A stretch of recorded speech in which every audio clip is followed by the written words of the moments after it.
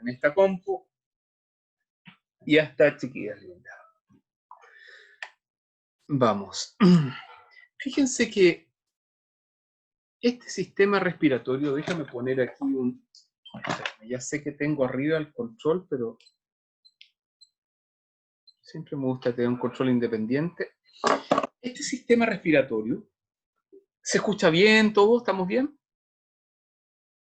Sí, profe. Ya, listo, démosle. Este sistema respiratorio, fíjense, parte de inmediato, ¿ya? Con una anatomía, esta es del Atlas de Yokochi, con una anatomía bastante clara, que implica entrar a la caja torácica. Entonces, fíjense, oye, yo no sé por qué me veo como cortado. Ahí se ve mejor, ya. Veo como si estuviera cortado. Veo bien. Hay como un retraso en la imagen, ya. Entonces, fíjense que aquí está la parrilla costal, ¿verdad? Esto es el manubrio arriba, ¿verdad? Esto es esternón, esos apéndices sifoides ahí, ¿verdad? Arriba clavícula, ya está. Entonces, aquí se han disecado, resecado los músculos intercostales, y luego acá se ha cortado completamente la parrilla costal, mostrando en el fondo entonces el corazón. Esto es interesante porque fíjense ustedes que el corazón, ¿verdad? El corazón está ubicado, a ver si este es el izquierdo, esto está al revés, así. Está ubicado de esta forma, ahí, ¿verdad? Entonces, este es mi lado izquierdo. Entonces, el ápex del corazón está desplazadito hacia el lado izquierdo, está puesto así. No es que el corazón, cuando la gente dice, uy, ahí cuando cantan la canción nacional, los peloteros dicen, no sé qué, y ponen la mano ahí, en realidad. No, el corazón está en el centro del pecho, pero tiene un desplazamiento con el ápex hacia el costado izquierdo. Bueno, eso es una cosa que quisiera decir. Otra cosa interesante que quiero decirles, chicas, es que aquí también se aprecia la inervación, ¿verdad? El frénico, la inervación hacia el diafragma. Ese bordecito que está ahí es el diafragma, chicas. El diafragma es lo que, no sé si a alguien le ha tocado alguna vez ir a una carnicería y comprar una macana que se llama malaya. Bueno, la malaya es como una carne que la venden enrollada, y de hecho se utiliza para hacer macanas de qué sé yo. Entonces, esta malaya es delgada y es como un manto, ya como un paño. Es el diafragma de los vacunos. Cuando tú sacas el diafragma de un malaya, le decía un auxiliar de anatomía allá en Avenida La Paz, cuando se saca el diafragma en un cadáver humano, el diafragma, chicas, es delgadito. Tiene un espesor que no es superior a 3 milímetros, así es como una membrana, y es transparente. Si tú la pones encima de una mesa, por ejemplo, y abajo hay una hoja blanca, se ve la hoja blanca por debajo perfectamente. ¿Ya? Si la hoja blanca está rayada, se aprecia lo que está rayado. Es delgadito. Bueno, entonces fíjense, el diafragma está ubicado, déjame poner un puntero, el diafragma está ubicado aquí, en esta región, pero fíjense que aquí hay algo que no se aprecia muy bien, y es que el diafragma tiene un borde que se denomina borde de aposición. ¿Qué es este borde de aposición? Quiere decir que el diafragma, creo que tengo otro monito, ahí está mejor, después vuelvo al anterior, que el diafragma, chicas, tiene un borde grande, así, más grande que este todavía, que no está pegado a la pared del tórax, pero que cuando el diafragma está así, el diafragma baja después, y entonces toda esa porción, todo ese borde de aposición, desaparece cuando el diafragma se contrae. Entonces realmente el diafragma tiene una tasa de contracción muy alta, como de un 33% más o menos, diría yo, quizás estoy exagerando. No lo sé con exactitud, pero yo creo que como un 33%. Se acorta. Entonces, por esa razón, el diafragma logra pasar de esta posición a esta posición prácticamente plana, ¿ya? No es plana, plana, porque está la víscera, está el hígado, aquí hay, pero prácticamente plana. Ahora, si tú has comido como un cerdo, el diafragma no logra ese mismo nivel de descenso, ¿verdad? Porque queda la bolsa gástrica, queda molestando el diafragma arriba, ¿ya? No sé si les ha pasado alguna vez que han oído un comentario de alguien que dice, oye, comí tanto que como que me cuesta respirar. Claro, porque la bolsa gástrica, pues, chica, es una bolsa de almacenamiento de los alimentos y de digestión, por supuesto, pero de almacenamiento. Entonces, por esa razón, los animales, ya sabiamente, todos los animales, incluyendo los humanos y los prehomínidos, y de ahí venimos todos nosotros de la rata trompuda, qué sé yo, después de comer se van a dormir, porque no están en condiciones de hacer actividad física, porque no pueden extender, si han comido opíparamente, no pueden extender apropiadamente el diafragma. Ok, bien, entonces, no, en fin, entonces los aspectos funcionales de la respiración son obviamente ventilación pulmonar, difusión del oxígeno y del anhídrido carbónico, transporte del oxígeno y del anhídrido carbónico a los tejidos periféricos y regulación de la respiración. Ok.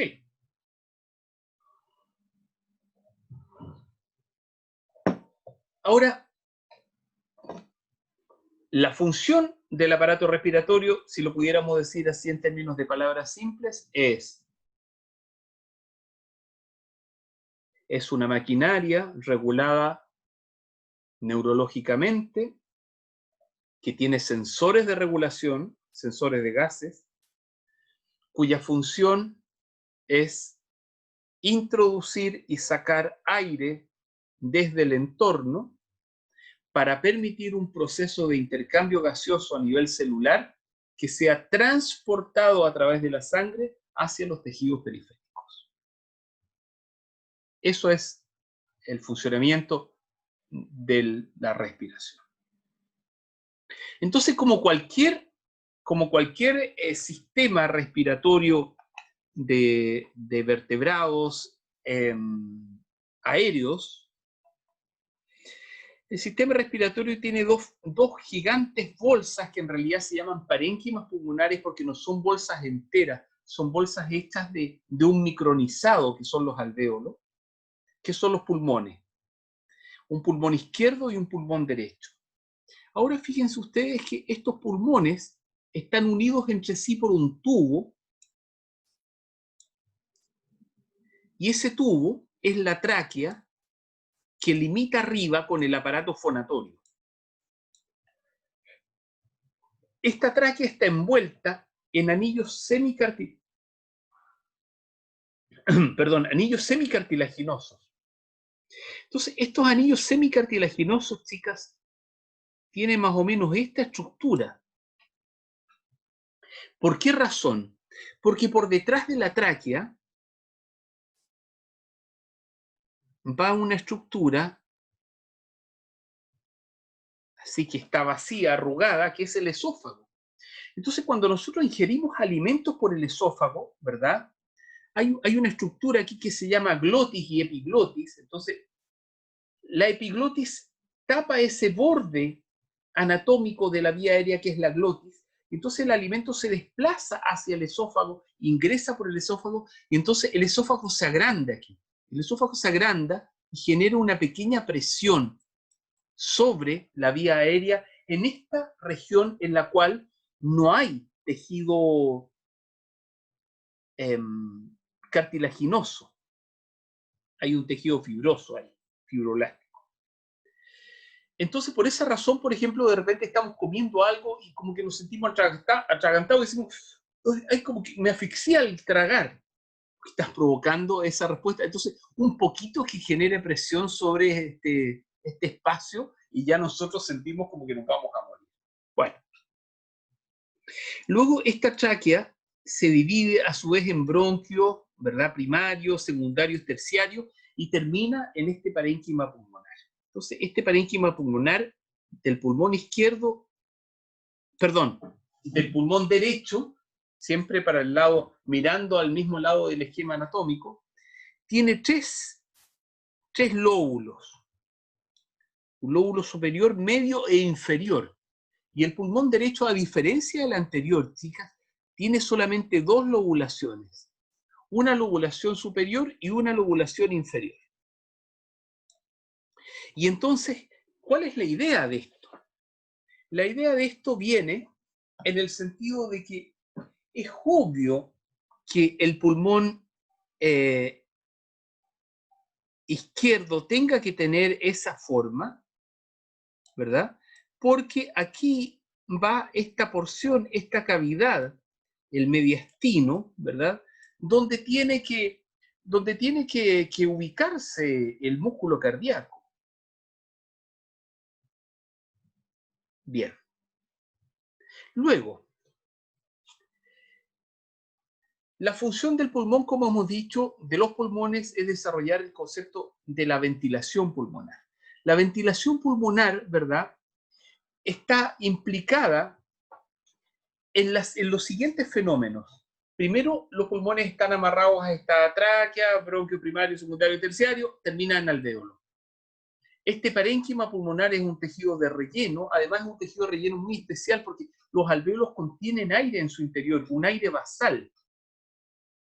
Entonces, por ejemplo, si tú tomas un trozo de pulmón fresco y lo pones a flotar así en agua, en un vaso de precipitado, lo tiras adentro, no se hunde, queda como un iceberg inverso.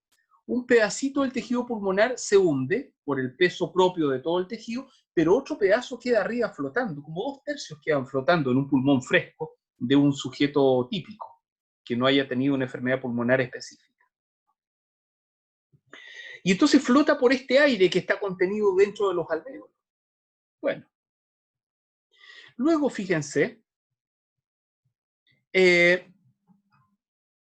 se tienen que llenar de aire, y para llenarse de aire tienen que pasar dos fenómenos. El primer fenómeno que tiene que pasar, chicas, es que la caja torácica tiene que levantarse. Entonces tiene que subir la caja torácica, y para ello, entonces para que pueda subir, tiene que aumentar el diámetro antero-posterior del sujeto. Entonces sube toda la parrilla costal levantando el diámetro antero-posterior, y a la vez, simultáneamente, el diafragma que estaba en ese ángulo de aposición se contrae y desciende.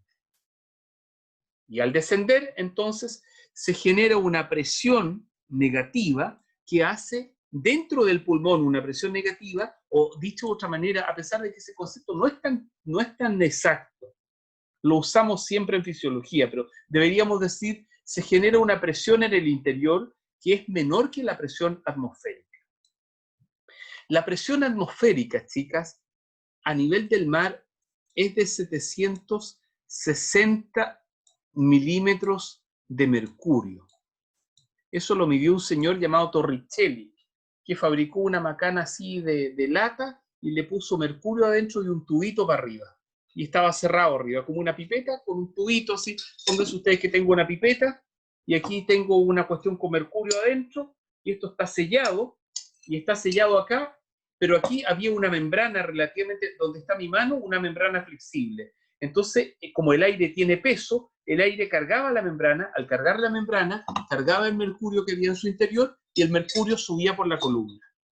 Entonces, eso era un barómetro, el barómetro de Torricelli. Entonces él se iba a nivel del mar, se iba a las montañas, qué sé yo, y descubrió que a nivel del mar la presión era más alta que en las montañas. Por esa razón es más difícil respirar en las montañas. Y porque por esa razón también la presión parcial de oxígeno es menor en la montaña. Perfecto. Hay una exigencia cardiovascular y respiratoria más alta en la montaña. O sea que si eres un enfermo cardíaco, no vas a ir a correr por un cerro, ahí a 4.000 metros de altura. Lo que te hace bien es vivir en un clima cercano a la playa. Bueno, entonces fíjense, aquí hay una presión inferior. Pónganse ustedes que la presión que se logra en la inspiración sea de 700 milímetros de mercurio. Eso ya es suficiente para que de 760 pase a 700, o sea, entre el aire. Y luego, cuando el diafragma se relaja, vuelve a quedar en esta situación de aposición, que es la posición de relajación, y entonces la presión en el interior de la vía aérea aumenta, mayor a 760, y entonces el aire sale. Y a eso le denominamos inspiración y expiración. Chicas y chicos, no confundir el concepto de expiración con expiración.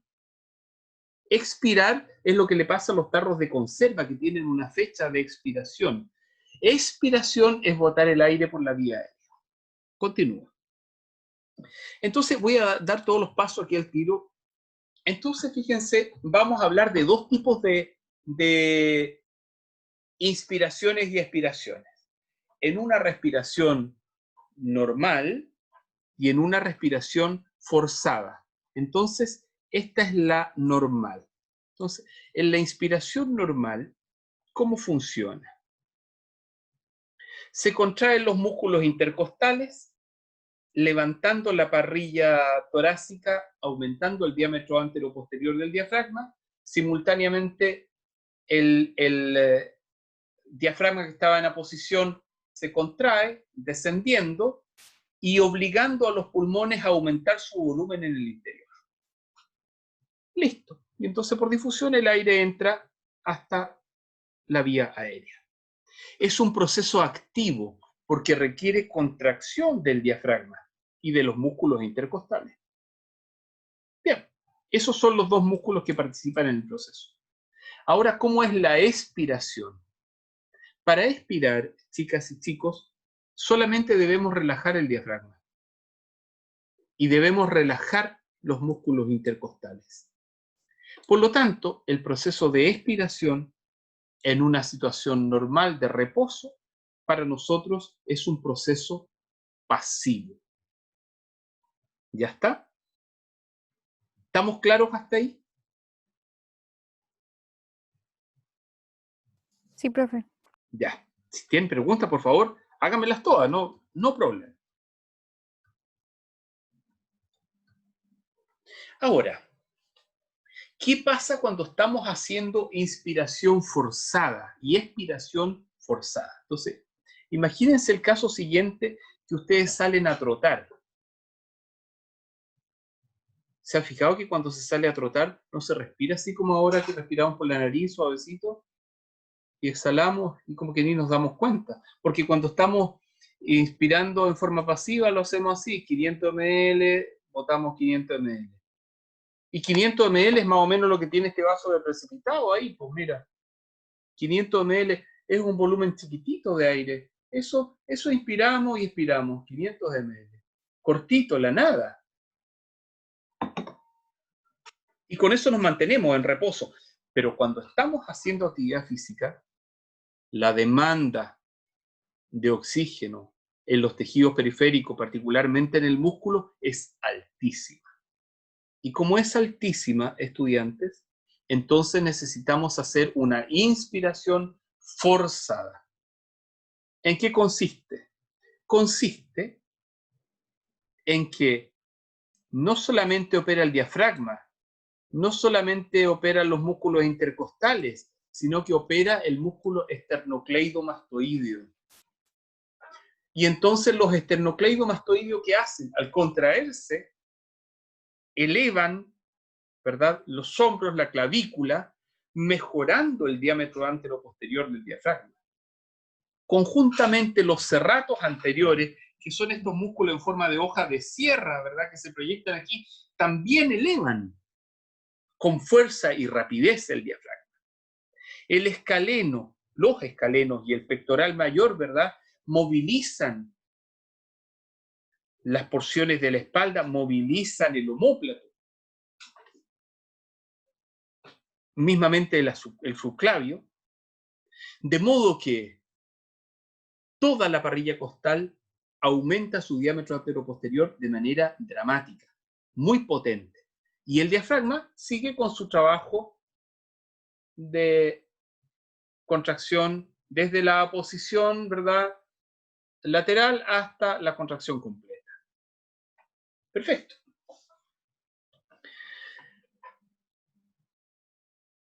Luego, un detalle. No sé si se los había dicho ya de esto de comer, sí se los había mencionado. Si tú comes mucho no puedes salir a trotar. O sea, de hecho, si comes no puedes salir a trotar. Lo ideal es salir a trotar y te puedes tomar una bebida azucarada si quieres, qué sé yo, pero no puedes llenar tu estómago con líquido, porque si llenas el estómago con líquido, el diafragma va a tener un tope ahí, en la víscera, y no va a poder bajar lo suficiente y entonces va a faltar continuidad en la inspiración forzada, ¿ya? Y eso va a provocar una descompensación en la demanda de oxígeno de los tejidos periféricos. Entonces, en la expiración forzada ahora, en la salida de aire, como tú metiste tanto aire porque estabas haciendo eso, entonces, para poder soltar todo ese aire de un viaje, ahora, a diferencia de la expiración normal, es un proceso activo. ¿Y por qué es activo? Mira, no sería activo porque relajas los músculos intercostales, relajas el diafragma, relajas los esternocleidomastoideos, pero es activo porque contraes los músculos abdominales. ¿Y para qué contraes los músculos abdominales? Porque tu abdomen, ¿verdad? La musculatura abdominal tiene aquí en el centro la línea alba. La línea alba, ¿verdad?, sostiene la musculatura abdominal. Entonces, cuando tú contraes los músculos abdominales, la línea alba, que es prácticamente avascular, empuja las vísceras, el intestino, empuja el estómago. Y entonces, eso, como no puede empujarse hacia abajo, a menos que tenga, no sé, una hernia horrible, en cuyo caso no podrías hacer esto, empuja hacia arriba las vísceras. Y las vísceras empujan el diafragma y entonces favorecen que el diafragma, además de estar relajado, lo empujan y favorecen la salida de aire. Entonces, es un proceso activo. ¿Ya está? Entonces, comparado, voy a volver atrás.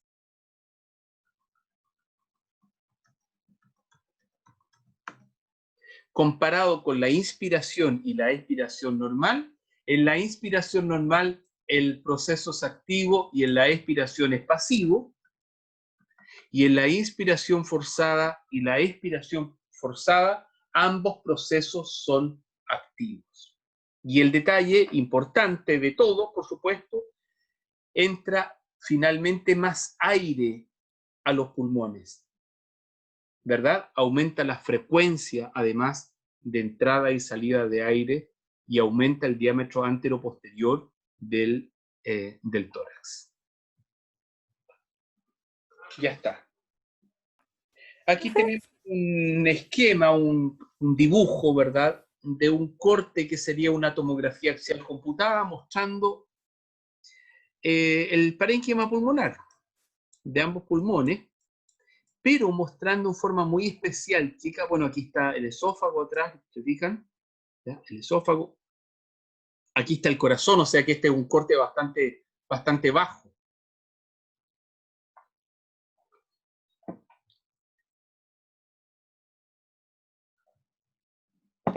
Entonces, fíjense, se muestra este detalle. Aquí hay un espacio en oscuro, hay un borde que tapiza el pulmón y hay un borde que tapiza el tórax. Y ese borde, chicos, corresponde a la pleura visceral. La pleura visceral es una pleura que hace que cuando uno saque un pulmón fresco, el pulmón se vea suavecito. La pleura visceral. Y hay una pleura parietal, que es la pleura de la pared del tórax, que también se ve brillante, suavecita. Entonces, fíjense, entre ambas pleuras hay un espacio. Denme, por favor. Ok. Entonces, imagínense que estos portaobjetos sea la pleura visceral del pulmón y este portaobjetos sea la pleura parietal del pulmón. Entonces, ellos están tan íntimamente ligados, fíjense, que no se despegan entre sí. ¿Pero por qué no se despegan? Porque entre ambos pulmones, voy a agregar una gota de tinta para que se vea. Hay un líquido. Imagínense que ese líquido sea agua. Yo voy a agregar tinta para que lo vean. Entonces, voy a agregar una gota de tinta.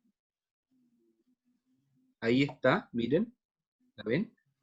Como pensando que es el líquido de una de las pleuras. Y voy a pegar la otra pleura. Miren lo que pasó. Entonces resulta que si ahora yo trato de despegar un vidrio del otro, no se despega, se puede desplazar, mira, queda lubricado por el pigmento, a ver, ahí se ve mejor, queda lubricado por el pigmento, pero no se despegan. Entonces, el pulmón no se despega, chicas, ni chicos, no se despega de la cavidad torácica debido a este fenómeno. Mira, ni ahí se despega, se desplaza sí, pero no se despega. Entonces, se debe al pigmento, en este caso, al líquido, al agua que hay entre las dos pleuras. Ese fenómeno, estudiantes, permite entonces que cuando la caja torácica aumenta su diámetro anteroposterior, los pulmones la sigan porque no quieren despegarse debido a estas hojas pleurales.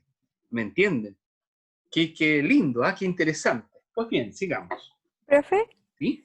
ese líquido que queda en la cavidad es que es agua. Pero qué buena pregunta. Ese líquido que queda en la cavidad, estudiante, Paula, es agua, algunas proteínas altamente hidratables. Tú sabes que las proteínas, Paula, cuando uno las ve eh, en un diseño teórico, las proteínas son iguales que las plumas de las aves remojadas. Tienen como miles de plumitas, donde una plumita son como fractales. Entonces, son proteínas altamente hidratables del tipo heparansulfato, queratansulfato, que son proteínas hidratables. Parecía las proteínas que están dentro de las cápsulas articulares. Entonces, estas proteínas altamente hidratables son moléculas pequeñas, de 1.000.000 de kilodalton de peso molecular, perdón, de 1.000.000 de Dalton, no de kilodalton, 1.000.000 de Dalton. Entonces, estas proteínas están con agua y a la vez hay un sodio y un potasio, más o menos en proporciones similares a las proporciones intracelulares, o sea, hay un juego ahí iónico. Entonces, en el fondo, no es agua realmente, es un líquido. Mira, si tú me dices una vulgaridad, perdóname que lo diga así, como no es así, pero se parece al líquido cefalorraquídeo, se parece un poco a eso. No tanto a la orina, no tanto al plasma sanguíneo, más se parece al líquido cefalorraquídeo, un líquido delgadito, pero con proteínas altamente hidratables, y sodio y potasio, por supuesto. ¿Ya está? Profe, otra consultita, Sí, por disculpe. supuesto. Me imagino, no sé, existen patologías, enfermedades, que hay gente que tiene que vivir con una naso toda su vida porque se le llenan los pulmones de líquidos. ¿Ese líquido Exactamente. que se llena es el líquido que está en la cavidad pleural? Claro, este líquido está en la cavidad pleural, por ejemplo, y produce neumotórax, hemotórax, dependiendo. Por ejemplo, hay edema intrapleural, por ejemplo. El edema intrapleural ocurre, fíjate, muy frecuentemente cuando te sometes a mucha altura. Por ejemplo, a los andinistas les ocurre edema intrapleural, por ejemplo. Y por esa razón los andinistas, para prevenir el edema, llevan siempre, dame un segundo, furosemida y espironolactona. Porque estas moléculas que hacen en el fondo generan resecan, digamos, todos aquellos espacios del tejido donde se puede acumular líquido. Entonces, son moléculas ventajosas en ciertas situaciones. Claro que hay pacientes que no pueden responder a estas moléculas, y en ese caso, claro, lógicamente necesitan tener siempre, ¿verdad?, un sistema secundario que colabore con la ventilación pulmonar, claro. Particularmente el caso del neumotórax y del hemotórax son muy clásicos, fíjate, en las riñas. Un sujeto, por ejemplo, y esto lo saben, fíjate, te lo voy a decir, esto, impresionante, lo iba a decir más adelante, lo voy a decir de inmediato. Fíjate que los gallos que pelean en las riñas, por ejemplo, si quieren que el tipo muera, pero que no muera al tiro, los tipos toman el cuchillo, ponte tú que este lápiz sea el cuchillo, y le ponen los dedos, y apuñalan al sujeto entre medio de las costillas, y haciendo una perforación para provocar un neumotórax. Entonces entra aire entre medio de las dos hojas pleurales y ese pulmón empieza a desinflarse. Entonces ese fulano es capaz, puede llegar a su casa y morir posteriormente. Alcanza a llegar a su casa. Pero si el gallo lo apuñala muy profundamente, ¿verdad?, va a romper alguna arteria importante del sistema cardiovascular y el sujeto va a caer muerto ahí mismo. Y eso seguramente va a traer problemas. Es distinto para el gallo si se muere en su casa. Entonces, increíblemente, fíjense, los delincuentes saben algo de esta funcionalidad por esta experiencia delictual. Es tremendo. Y en otros casos, fíjate, lo que ocurre es que en el apuñalamiento del tórax, desgraciadamente, se rompe una arteriola. Y esta arteriola empieza a generar los atropellos, esto es frecuente, porque las costillas se rompen y generan perforación del tejido pulmonar, entonces rompen una arteriola de mediano calibre y se empieza a llenar de sangre el espacio pleural formando un hemotórax. Y entonces, ¿cómo se siente el hemotórax? Primero, porque el paciente, o el neumotórax, pero el hemotórax a diferencia del neumotórax.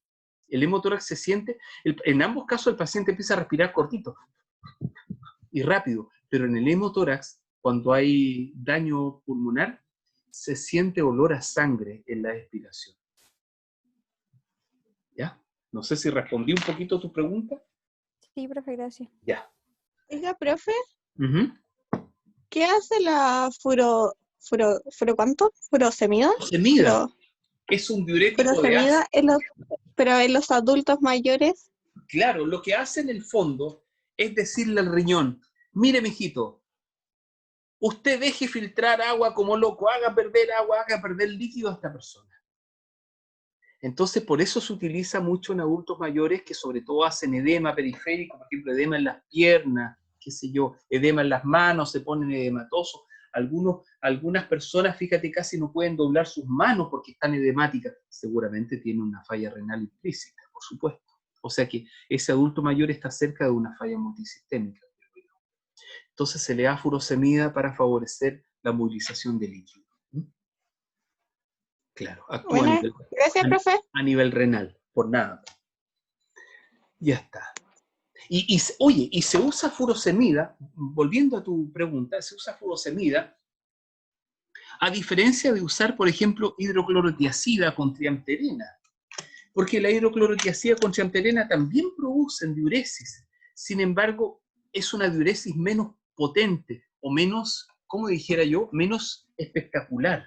Entonces, hidroclorotiazida con triamterena se utiliza más bien en pacientes que tienen trastornos de hipertensión, una hipertensión incontrolable que probablemente no se puede regular usando beta bloqueadores como propranolol, o usando bloqueadores de la ECA como enalapril o captopril, qué sé yo. Entonces, o bloqueadores de calcio como nifedipino o amlodipino. Entonces, en estos pacientes que tienen hipertensión, a veces se utiliza hidroclorotiazida con triamterena. Triamterena porque es un ahorrador de potasio a nivel renal. Pero, fíjate, es interesante que los pacientes que ya hacen un edema incontrolable, entonces ahí se usa furosemida. Pero nosotros ya sabemos que un paciente que está con furosemida, a menos que sea una situación transitoria, es un paciente que está en el borde. Esa es la verdad. Ya. Bueno, hablemos de las presiones entonces en la vía aérea. Voy a hablar de la presión alveolar, pleural y pleural, de las dos. Miren, en la presión, chicas, alveolar, entonces aquí estamos en cero. En cero significa que en ese minuto el alveolito está en la misma presión que la atmósfera exterior. Ahí vamos a decir que está en cero. Entonces cuando ocurre la inhalación, ¿verdad? Esta presión alveolar va a disminuir. Más o menos 3 milímetros de mercurio, centímetros de mercurio. ¿Se acuerdan? No sé si ustedes en la escuela alguna vez hicieron uno de esos que con un tubo en U, hacían un tubo en U. A veces el profe, si era ingenioso, con una misma pipeta la calentaba, qué sé yo, y hacía un tubo en U para el laboratorio. Y entonces con ese tubo en U tú podías medir presiones parciales de cualquier cosa. Podías poner, por ejemplo, le ponías aquí, ponte tú una botella plástica y el tubo en U. Entonces luego la presión atmosférica cambiaba, la temperatura cambiaba, y entonces cambiaba la temperatura del gas, y el gas empujaba el líquido en el tubo en U y generaba una diferencia de presión. Entonces uno podía calcular, digamos, la temperatura a propósito de la diferencia de presión que ocurría en el tubo en U. ¿Qué es eso? Era un experimento clásico en la escuela. Bueno, entonces fíjense, la presión alveolar se mide en milímetros de mercurio, en este caso se podría medir en otra unidad, y entonces en milibar, por ejemplo, qué sé yo, y entonces cuando se inhala, la presión en el interior del alvéolo es menor que en el exterior y el aire entra. Y cuando exhalamos, la presión en el alvéolo es mayor, más o menos en el equivalente de milímetros de mercurio, que la presión atmosférica, y entonces el aire sale. Eso no es difícil de entender. Esto es más complicado de entender. La presión intrapleural. Porque, espérenme un segundo. Puse aquí al agua mis dos los voy a volver a sacar, espérenme. Déjame quitarle un poco de pigmento.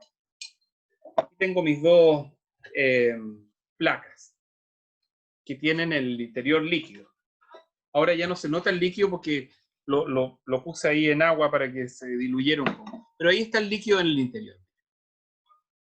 Entonces, ¿por qué razón no se desprenden las dos placas?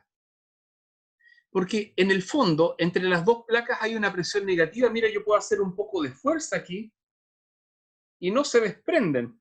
Y cuando hago fuerza, seguramente la presión negativa en el interior aumenta. Si yo hago mucha presión, obviamente, ay no, mira, se podrían quebrar. Ahí recién se desprende, mira, llega a sonar. Qué increíble, ¿eh? Y si yo los tengo totalmente juntos y los tratara de desprender, olvídate, esto no se desprende. Hay una especie de vacío, hay una presión negativa muy alta entre las dos placas. Bueno, entonces, fíjense, en las pleuras pasa lo mismo.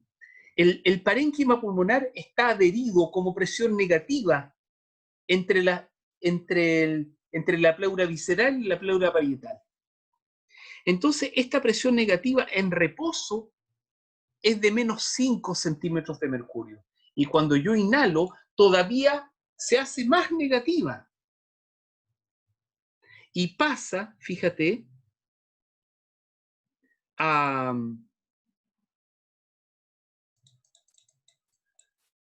qué sé yo, a menos 8, a menos 10 centímetros de mercurio. Centímetros de agua. Y cuando yo exhalo, esa presión simplemente vuelve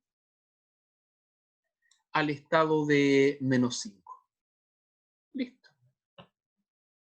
Tal cual. Vuelve al estado de menos 5. Entonces, fíjense,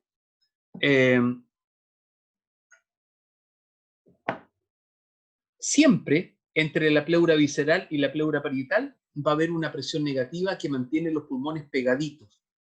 Por esa razón, los pulmones nunca, ya sea inhalando o exhalando, van a despegarse, a menos que alguien haga esto.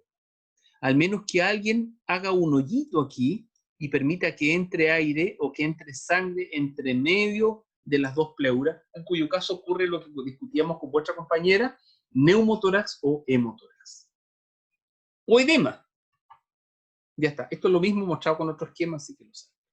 Bueno, ahora, estudiantes, fíjense, se presenta otro concepto, que es este concepto de adaptabilidad pulmonar. Me explico. Cuando los pulmones se estiran, este parénquima, me refiero yo al concepto como de tejido, ¿no? Parénquima. Cuando este parénquima se estira, y después viene todo este proceso que ya hemos discutido, bueno, se desinfla. Pero se desinfla, ya sabemos, por la mecánica de los músculos respiratorios, de la caja torácica, y toda esa macana. Pero además, estudiantes, hay un proceso propio de adaptabilidad pulmonar. El tejido pulmonar tiene un proceso de adaptabilidad elástica. Entonces, les explico primero cómo se hace esto, mira. Lo que se hace aquí, chicas, es se corta una puntita de pulmón de un lóbulo pulmonar para hacer estas preparaciones, ¿no? Y entonces se somete a detergente. Normalmente se usa un detergente, no sé si ustedes lo han visto en sus laboratorios, que es este, que se llama Tritón. El Tritón es un detergente, estudiantes, que se parece al lavalosa, a ese lavalosa amarillo, no sé cómo se llama ahora, ese que viene en unos frasquitos redonditos y que es más caro que todo. Ese es el que tiene más acción detergente en realidad. A los otros le agregan mucinas para hacerlos cundir, qué sé yo. Pero ese es el más detergente de todo. Entonces, se toma este tejido y se lava literalmente en detergente, chicas. Se deja remojando y se lava en detergente. ¿Para qué? Para que vayan quedando solamente las proteínas. Y sacando las grasas. Y lo mismo, y después que ya se tiene ese lavado, normalmente se hace pasar por una batería de alcoholes, se deshidrata, 70, 85, 95 alcohol absoluto, y luego se lava, chicas, en silol o algún solvente orgánico de esa naturaleza. Entonces luego queda el esqueletito nomás proteico del tejido, porque ya lavaste toda su grasa. Entonces ese esqueletito proteico, ¿ya? Ese esqueletito proteico se corta, digamos, y se pone, esas son fotos de microscopía electrónica, y se hacen con microscopía de barrido. Entonces aquí vemos, fíjate, como quien dice, la forma de una cavidad alveolar, la forma de otra cavidad alveolar, y se ven las paredes de las proteínas. Claro que las proteínas no son afectadas directamente por el detergente, se afectan las grasas, y por los solventes orgánicos tampoco. Y entonces vemos dos tipos de proteínas. ¿Tú también andaste para adentro? Ya. Sí, ahí pasó una anécdota de esas que les decía, chicos.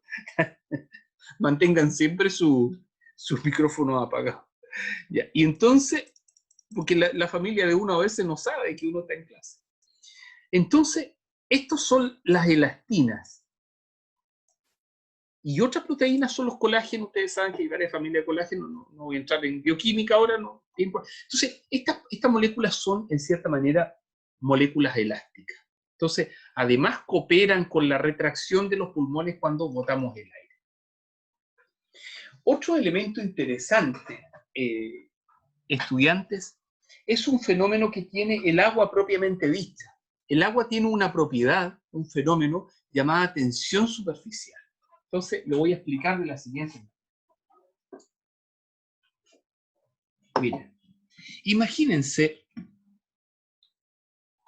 que tenemos un vidrio, estoy sacando un portaobjeto de esto. Ahí tenemos uno.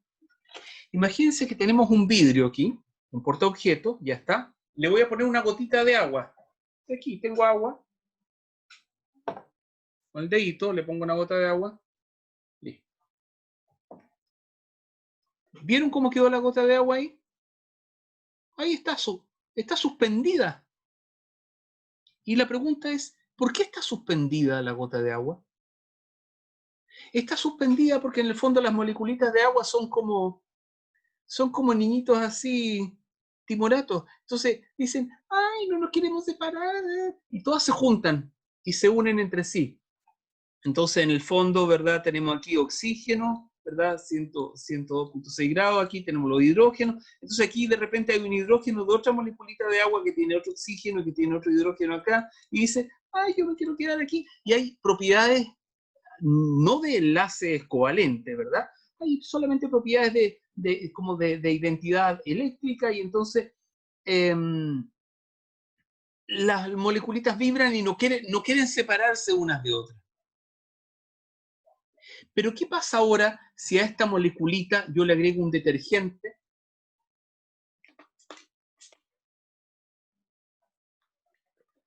Voy a hacer lo mismo, voy a mojar aquí esto. Esto ya tiene el detergente. Entonces voy a poner una molécula de agua, o sea, una gota de agua aquí ahora, miren. Y miren lo que pasa. Bueno, vaya a caer en mi teclado. No se sostiene. Está toda ahí abajo, mira. Ahí abajo, si yo la tomo con un papel, la puedo recoger ahí, mira. No quedó la gotita de agua puesta como antes. ¿Y por qué no pasó eso? Muy simple. No pasó eso porque ahora el detergente alteró una propiedad del agua. Y esa propiedad del agua, chicas, se llama tensión superficial. Entonces les quiero contar algo, me tengo que saltar un par de diapos, pero se los cuento al tiro. Antes de eso, vean ese animalito. Los que viven en zonas más rurales, me imagino, bueno, yo no vivo en zonas rurales, pero igual voy al campo siempre, han visto que a veces hay unos animalitos así que están siempre corriendo sobre el agua. Entonces hay como un canal o una sequía y entonces están los animalitos arriba y uno dice, oye, ¿por qué estos gallos no se hunden? Entonces no se hunden porque aquí en las puntitas de las patitas, sus patitas son así y tienen pero cientos de pelitos delgaditos y esos pelitos como que se entierran en el agua pero no se mojan. Entonces, debido a la tensión superficial del agua, ellos pueden mantenerse a flote. Ahora fíjense ustedes qué interesante. Si viniera un gallo tarado y le mete detergente al riachuelo, esos animales se van a ahogar. Se van a ahogar porque se va a modificar la tensión superficial del agua. Mira qué curioso y qué interesante. Entonces, fíjense, entre paréntesis, un comentario anexo, todos los detergentes son contaminantes. No importa si el detergente lo haya sacado de la corteza del quillay. Si llegan al agua, contaminan, produciendo alteración de la tensión superficial y modificando todas las propiedades organolépticas y por lo tanto todas las propiedades químicas del agua en tasas de reproducción de microorganismos y tal. Así que no existe un detergente ecológico, eso es mentira. ¿Ya? Lo hacen los empresarios para vender sus porquerías. Bueno, continúo. Entonces, fíjense, están los alveolitos así en forma de racimos, ¿verdad?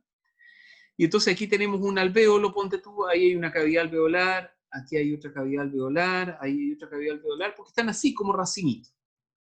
Entonces, estos alvéolos, ¿verdad?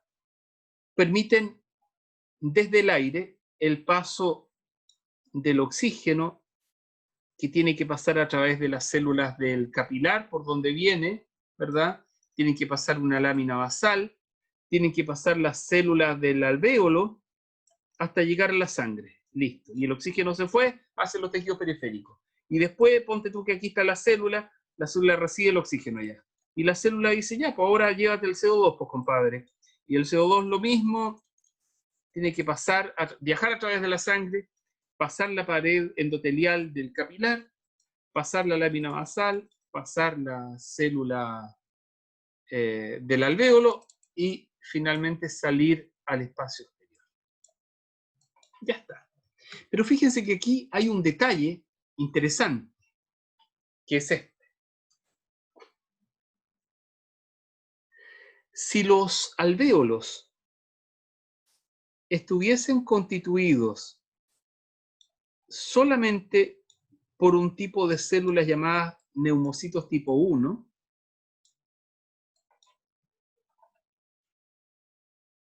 adentro tendrían agua y no tienen agua.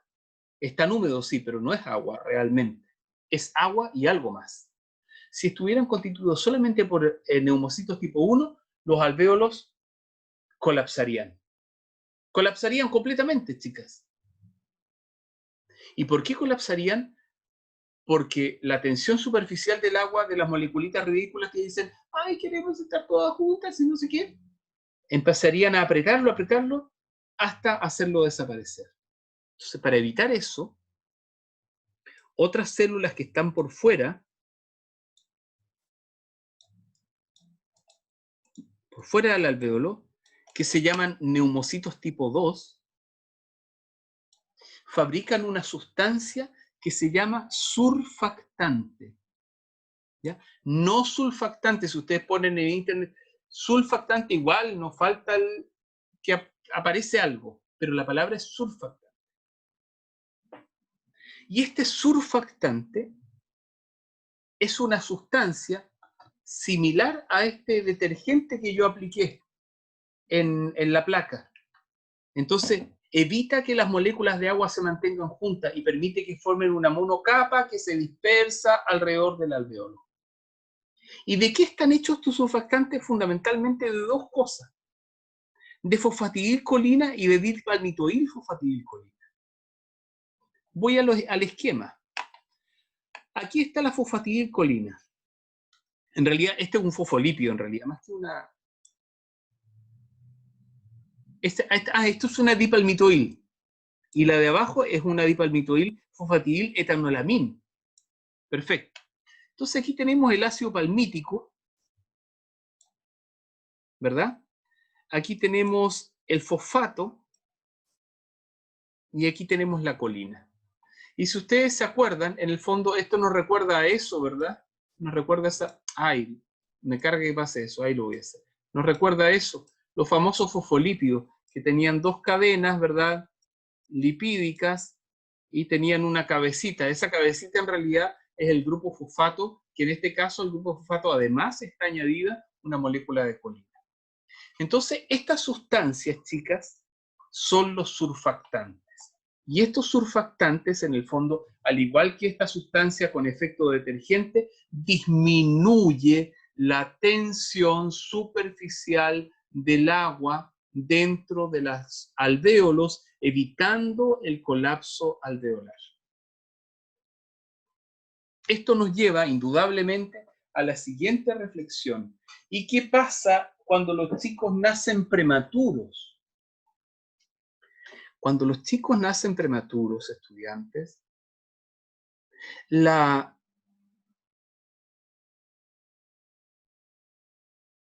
capacidad del tejido alveolar de producir surfactantes no existe.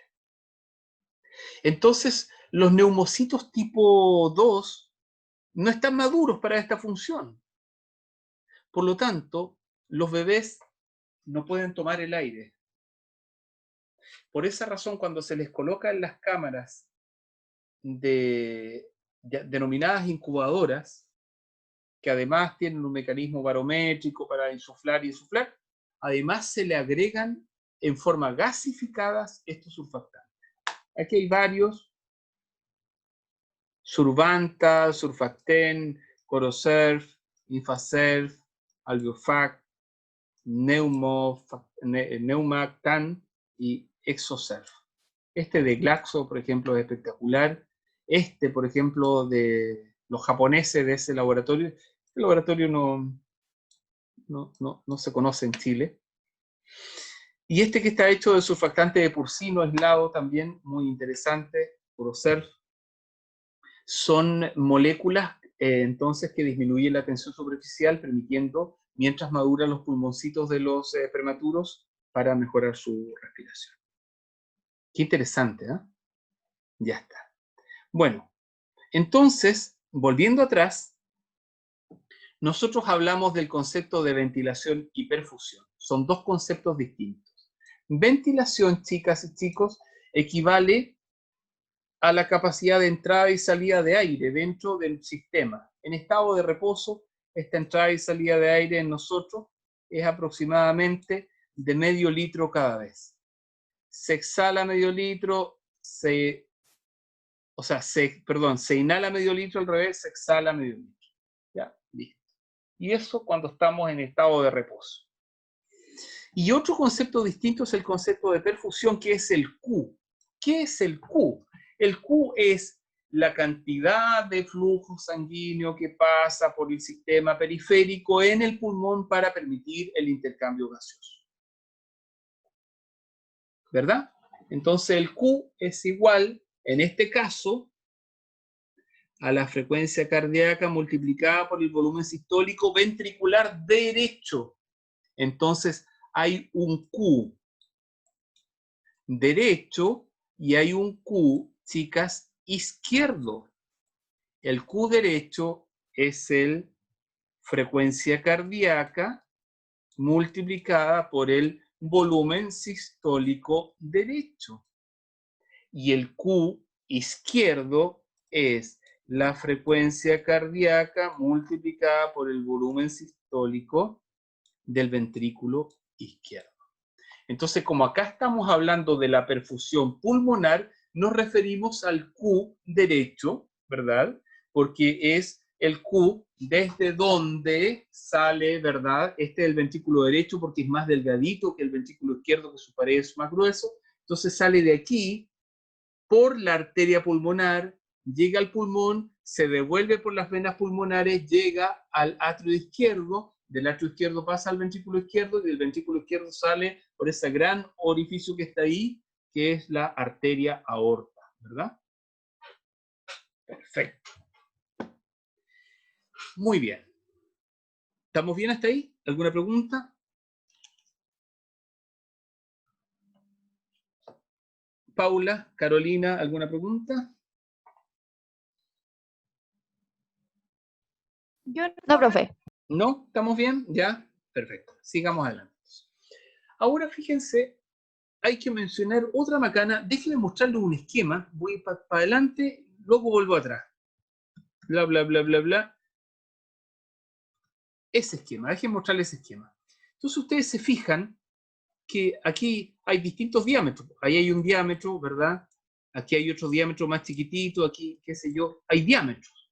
Bueno, entonces este diámetro aquí es grande, por ejemplo, y estos diámetros de aquí son la nada de chiquititos, pues, pero pequeñísimos. Entonces, voy para atrás de nuevo.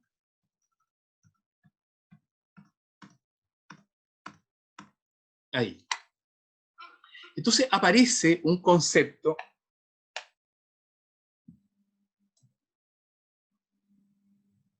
que se llama la ley de Poiseuille.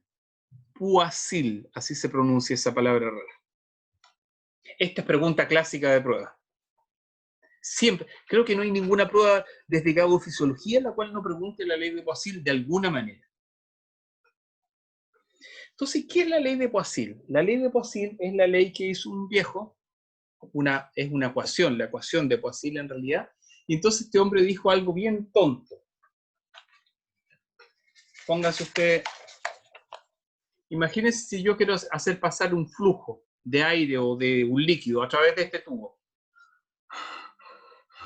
Pasa con una facilidad y con una resistencia. Pero si ahora yo quiero hacer pasar un flujo por este tubito, mira lo chiquito que es. ¿Ya? Requiero mucha más presión porque hay más resistencia al paso del aire o del fluido, de lo que sea. Entonces la pregunta es,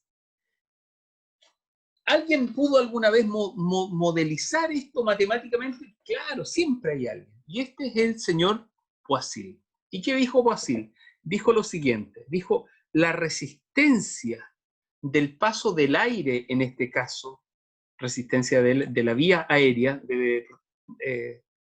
digamos, traducirse eso, que el paso de aire, la resistencia de este sistema, es equivalente a una constante multiplicada por la viscosidad del aire inspirado, por la longitud del tubo, porque mientras más largo el tubo aumenta la resistencia, partido por la sección del tubo. La pi r a la cuarta en realidad es la sección del tubo. O sea que, Simona, pregunto, ¿me oyes? ¿Sí?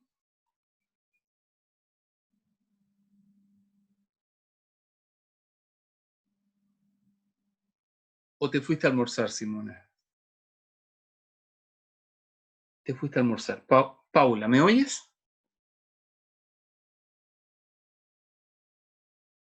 Sí, profe. Ya. Dime. Si, ¿Qué le si, si pi r a la cuarta es más chico, ¿la resistencia aumenta o disminuye? ¿Aumenta? Aumenta. Si la longitud del tubo es más larga, ¿la resistencia aumenta o disminuye? ¿Aumenta? Si la densidad, la viscosidad del aire es más liviana, es más delgada, como por ejemplo en la montaña, ¿la resistencia disminuye o aumenta? Disminuye. Disminuye, perfecto. Muy bien. Entonces, como ustedes ven, chicos, muy bien, Paula, la ley de Poiseuille o la ecuación de Poiseuille permite dar una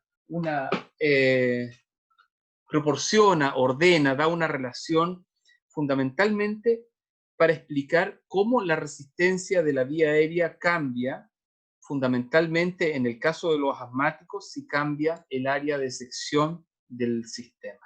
Entonces, ¿qué pasa con los asmáticos? Con los asmáticos disminuye el área de sección. Entonces, al disminuir el área de sección de la vía aérea, es más difícil que el aire entre y salga, y por eso se produce silbidos, ¿ya?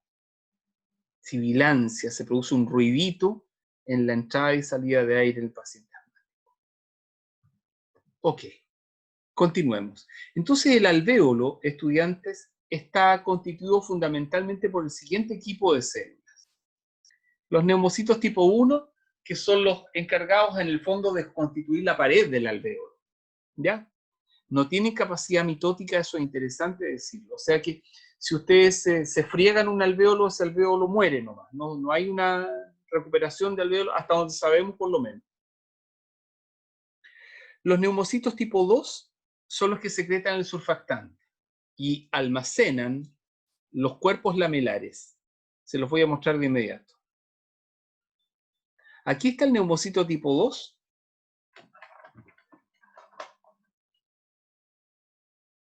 Perdónenme, por favor. ¿Ya? Ahí está el neumocito tipo 2. Y entonces aquí adentro el neumocito hace una recuperación, un turnover, ¿verdad? Una recuperación, recicla algunas moléculas y va generando estos cuerpos lamelares que son como moléculas así enrolladas. Estas moléculas enrolladas se secretan, se empiezan a hidratar y entonces constituyen esta estructura, ¿verdad? Que son estas monocapas de estos palmitoil-fosfatidilcolina, que son los surfactantes. Entonces, ya está, perdón, ahí.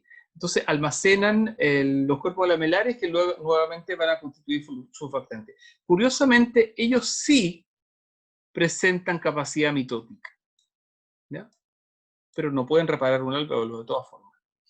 Luego están los macrófagos alveolares, chicas y chicos, que son en el fondo unas células muy exageradas, que se movilizan a través del sistema alveolar, que hacen diapédesis, ¿se acuerdan del celular? La diapédesis, que se meten entre medio de los tejidos. Y la función de estos macrófagos alveolares, en el fondo, es estar ahí atentos a una infección. Son moléculas exageradas. Los macrófagos alveolares están encargados de producir moléculas proinflamatorias, moléculas escandalosas, particularmente como las interleuquinas.